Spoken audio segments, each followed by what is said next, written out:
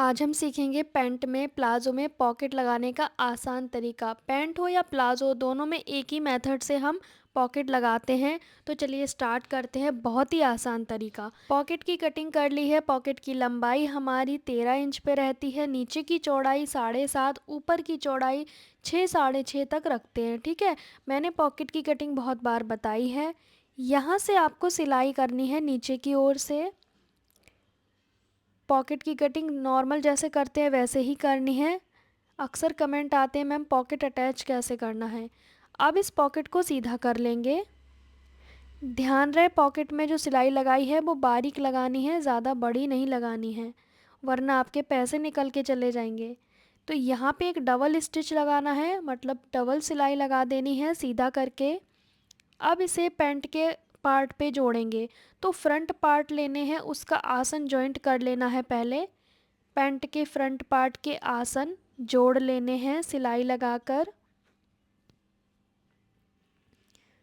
अब हमने front part के राइट साइड पे लगानी है पॉकेट। आप दोनों साइड भी लगा सकते हो, इसमें मैं राइट साइड पे ही लगाऊंगी एक साइड पॉकेट।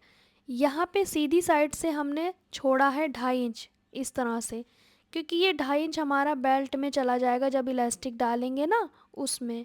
2.5 के बाद 1 इंच और निशान लगाएंगे, 1 इंच ये वाला। ठीक है, यहाँ तक हमारा पॉकेट रहेगा, उससे ऊपर पॉकेट नहीं जाएगा क्योंकि ऊपर वाला हिस्सा हमारा फोल्ड होगा ना, इसीलिए ये हमारा फोल्ड हो जाएगा। ये वाला निशान बचेगा, उस तक हमें पॉकेट को रखना है।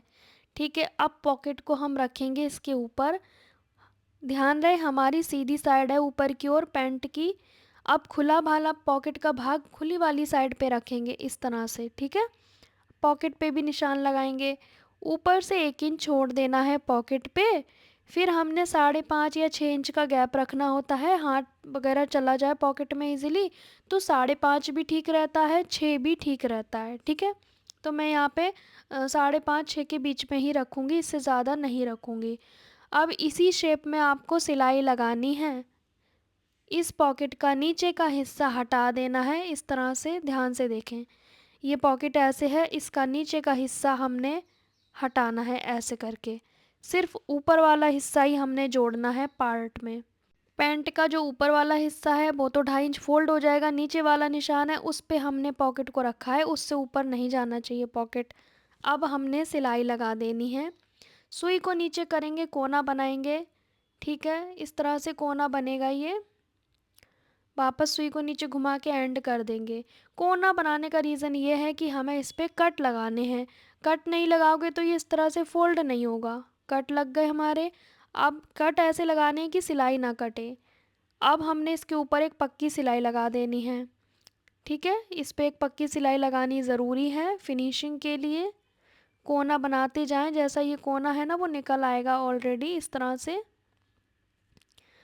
अब हमने वापस इसे मोड़ के सिलाई लगा दी।